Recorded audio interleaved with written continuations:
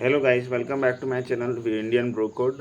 तो आज हम रिएक्ट करेंगे वर्ल्ड स्टडी आईक्यू के एक वीडियो पर जो कि प्रशांत धवन द्वारा बनाया गया है। इस वीडियो में रशिया चाहता है कि इजराइल पर सैंक्शन लगाया जाए। तो इसी चीज़ को हम समझते हैं और इस वीडियो को पूरा देखेंगे और इसके बाद हम अपना ओपिनियन देंगे कि हमको क्या फील हुआ, हमको क्या समझ में आया इस वीडियो से। तो चलिए शुरू करते हैं वीडियो।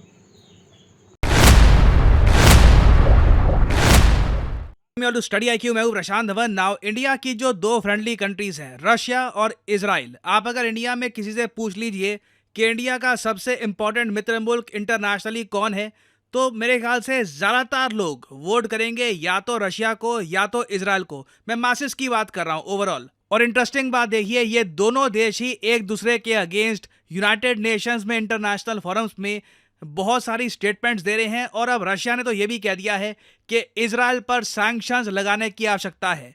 यहाँ पे आप देख पाओगे, Russia calls on the United Nations to impose sanctions on Israel. और सैंक्शंस के पहले रशिया के जो रिप्रेजेंटेटिव हैं टू द यूएन, इन्होंने इजराइल की डिसरिस्पेक्ट भी करी है। ये जो एक छोटी सी वीडियो है, ये मैं आपको दिखाना चाहता हूँ। अब यहाँ पे आप देख पाओगे, यूनाइटेड नेशंस की एक मीटिंग चल रही है। जो इजराइल के रिप्रेजेंटेटिव हैं टू द यूएन, ये भी मौजूद हैं। ये अपनी तरफ से सफाई देंगे कि इजराइल जो भी कर रहा है गाजा में और जगह, उसके पीछे रीजन क्या है। नाउ अब आप एक बात नोट करना, जैसे ही इजराइल की बोलने की बारी आएगी ना, उससे पहले ही जो रशिया के एम्बेसडर हैं टू द यूएन, ये खड़े होकर चलना स्टार्ट कर देंगे। ये डिप्लोमेटिक लैंग्वेज में मैं आपको बता रहा हूं, बहुत ही बड़ा साइन होता है डिसरिस्पेक्ट का, कि हम आपके कंट्री की आवाज को इतनी इंपॉर्टेंस नहीं देते कि आप जो बोल रहे हो वो हम सुनेंगे भी। अब ये जो फुटेज है, यहाँ पर देखो, ये आप नोट कर रहे हैं, ये रशिया के जो रिप्रेजेंटेटिव हैं, ये खड़े हो गए हैं इजराइल के बोलने से पहले।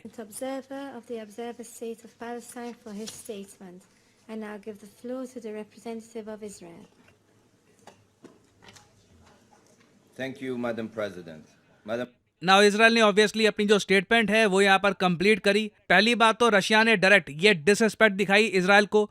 उसके अलावा अलग से एक वीडियो है, वहां पर रशिया के एम्बेसडर ओपनली कह रहे हैं कि सिंस इजराइल ने यूएन का एक रेजोल्यूशन तोड़ा है, तो उसके रिस्पॉन्स में ना सिर्फ रशिया को, ये कह रहे हैं पूरी इंटरनेशनल कम्युनिटी को सैंक्शंस लगाने चाहिए इजराइल पर।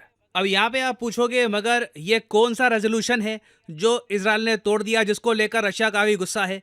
देखिए, रमज़ान का जो महीना चल रहा था ना, उस टाइम के लिए यूएन ने एक रेजोल्यूशन पास किया था कि इजराइल सीज फायर मेंटेन करेगा। इजराइल एटलीस्ट रमज़ान के महीने में तो गाजा पे अटैक नहीं करेगा। इजराइल ने इस रेजोल्यूशन की धज्जियां उड़ा दी, जम के अटैक किया गाजा पे। तो अब उसके रिस्पांस में ये रशिया यहां पर कह रहा है कि since UN security council resolution number 2728 को वायलेट किया गया है, तो इजराइल पे सैंक्शंस लगाओ ना। आप अगर एक बहुत ही न्यूट्रल पर्सपेक्टिव से सोचकर देखें ना, रशिया गलत नहीं कह रहा। आपको कहीं ना कहीं यूएन सिक्योरिटी काउंसिल में जो डिसिप्लिन है उसको फॉलो करना होगा। नहीं तो अगर कोई कंट्री यूएन सिक्योरिटी काउंसिल के रेजोल्यूशन को फॉलो ही नहीं करेगा, उसको बिल्कुल इग्नोर कर देगा, तो फिर यूएन सिक्योरिटी काउंसिल का मतलब क्या है? ये पावरलेस ग्रुप है। यहाँ पे हम लोग परमानेंट सीट के लिए क्यों भागे फिर? मगर जो एक्चुअल जियोपॉलिटिकल रीजन है रशिया के गुस्से का, ये एक्चुअली रमजान के महीने में जो इजराइल ने किया है, सिर्फ वो नहीं है।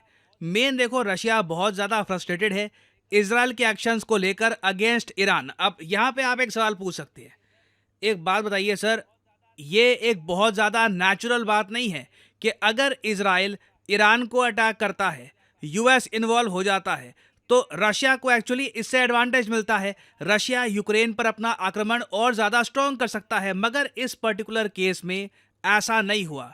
यूएसए ने अपनी पॉलिसी क्लियर कट दुनिया के सामने रखी, इजराइल को भी बता दी कि ईरान से हम युद्ध नहीं चाहते। यहां पर मैं कहूंगा, देखो, यूएसए के पॉलिसी मेकर्स ने एक स्मार्ट मूव दिखाया।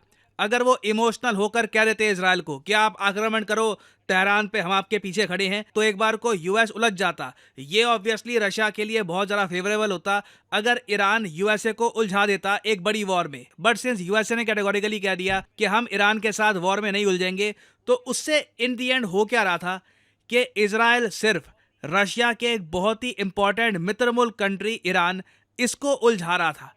ईरान एक ऐसा कंट्री जो लगातार ड्रोन सप्लाई कर रहा है रशिया को, मिसाइल सप्लाई कर रहा है। आप खुद ही सोच सकते हैं, इजराइल की वजह से ईरान को अपने सारे वेपन्स अपने पास ही रखने पड़ेंगे अब, क्योंकि इनको पता नहीं है कि कब इजराइल कोई बड़ा अटैक कर दे, कब जो इनके सारे ड्रोन्स हैं, ये जो मिसाइल्स हैं, इनकी आवश्यकता पड़ जाए इनको। तो ये सब रशिया के लिए फ्रस्ट्रेटिंग है। जो वेपन्स इनको ईरान से पहले आराम से आ रहे थे, अब इजराइल के इशू की वजह से ईरान रशिया को नहीं भेजेगा। और साथ ही साथ ऐसा नहीं है कि यूएसए को भी उलझाया जा रहा है, यूएसए अभी भी यूक्रेन पर ही फोकस कर रहा है। तो इसलिए देखिए, रशिया बहुत ज़्यादा फ्रस्ट्रेटेड था और रशिया नहीं चाहता था कि एक वॉर स्टार्ट हो जाए बिटवीन इजराइल एंड ईरान, क्योंकि इससे लॉन्ग टर्म में रशिया को ही नुकसान होगा।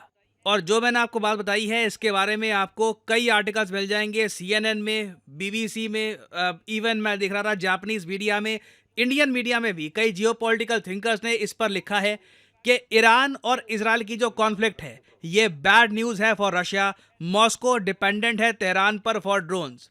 तो देखो, आने वाले समय में होने क्या वाला है कि अगर इजराइल उलझा के रखता है ईरान को एक वॉर में, आई मीन उलझाना भी क्या, जो इजराइल ने करना था वो कर दिया।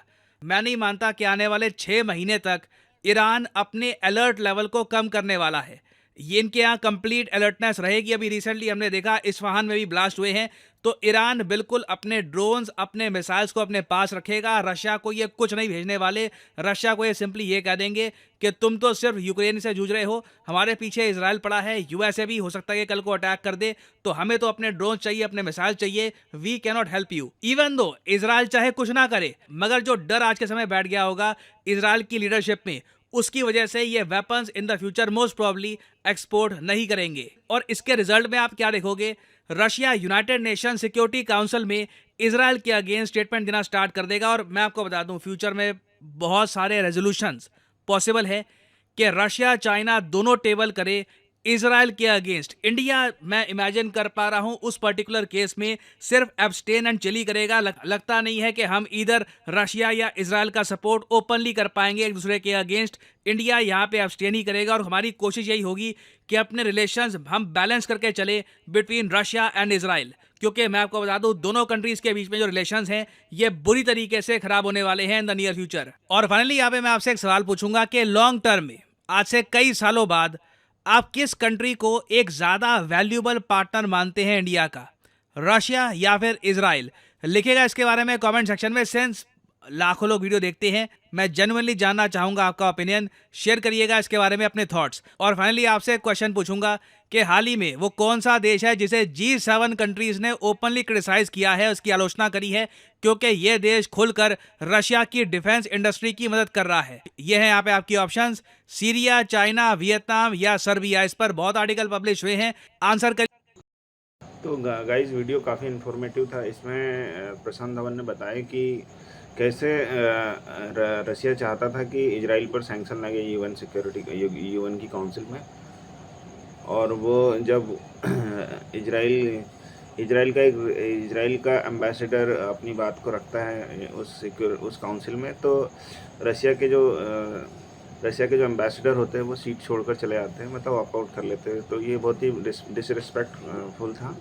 तो इससे हमको ये पता चलता है कि कैसे रशिया कितना एग्रेसिव है इस चीज़ को लेकर कि इजराइल पर भी सैंक्शन लगे, क्योंकि इन्होंने एक यूएन के रेजोल्यूशन को ब्रेक किया है कि उनको यूएन के रेजोल्यूशन के अकॉर्डिंग बोला गया था कि आप रमज़ान के महीने में गाज़ा पर बॉम्बिंग नहीं करेंगे। बट इजराइल ने ये सारी बातों को इन सारी बातों को नकारते हुए गाज़ा स्ट्रिप पर बॉम्बिंग की, जो कि यूएन के रेजोल्यूशन का तो पूरी तरह से मतलब डिसरिस्पेक्ट था।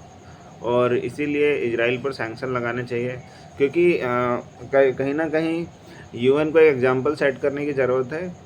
अगर इस तरह से हर कंट्री यूएन के रेजोल्यूशन को अगर नकारते जाए या उसकी डिसरिस्पेक्ट करते जाए, उसका उल्लंघन करते जाए, तो फिर हम इस यूएन सिक्योरिटी काउंसिल में जो परमानेंट सीट चाहते हैं इंडिया की, तो हम उसका कोई मतलब नहीं रहेगा, क्योंकि हर कंट्री अपनी मनमानी करेगा। तो इस यूएन काउंसिल के होने की कोई ज़रूरत ही नहीं है।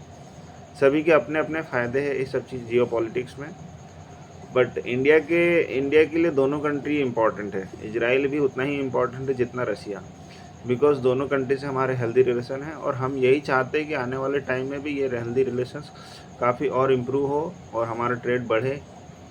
तो अगर इस टाइप के रेजोल्यूशंस आते हैं तो उस सिचुएशन में इंडिया यही चाहेगा कि हम ना तो यस वोट करें ना नो वोट करें, हम जस्ट इग्नोर, मतलब लाइक एक न्यूट्रल पोजीशन को मेंटेन करें। यही इंडिया के लिए काफ़ी हेल्पफुल होगा। तो वीडियो काफ़ी इन्फॉर्मेटिव था। इस वीडियो में प्रशांत धवन ने काफ़ी सारी चीज़ें इन्फॉर्मेटिव बताई और आने वाले टाइम में वर्ल्ड स्टडी IQ के प्रशांत धवन द्वारा बनाए गए वीडियो पर रिएक्ट करूंगा, क्योंकि ये वीडियो काफ़ी इन्फॉर्मेटिव है और मैं चाहता हूँ कि जो मान लीजिए भले ही एग्ज़ाम के लिए प्रिपेयर नहीं कर रहा हो, बट अगर जिसका जियो पॉलिटिक्स में इंटरेस्ट हो तो ज़रूर इनकी वीडियोज़ को देखे, ताकि उसकी एक कॉमन अंडरस्टैंडिंग डेवलप हो पाए कि इंडिया का क्या स्टैंस है और इंडिया को उस तरह के स्टैंस को कैसे, मतलब like what is our position and what is the reason behind it. तो काफ़ी अच्छे से हम चीज़ों को समझ पाए, इंडिया के पर्सपेक्टिव को, वर्ल्ड के पर्सपेक्टिव को, और क्या इंडिया के लिए ज़रूरी है, क्या इंडिया के फेवरेबल कंडीशंस को मैच करता है और कौन सी चीज़ इंडिया के फेवर में नहीं है। तो इन सब चीज़ों को ध्यान में रखते हम इस वीडियोज़ को देखते रहेंगे। और तो thank you so much for watching this video. Have a great day.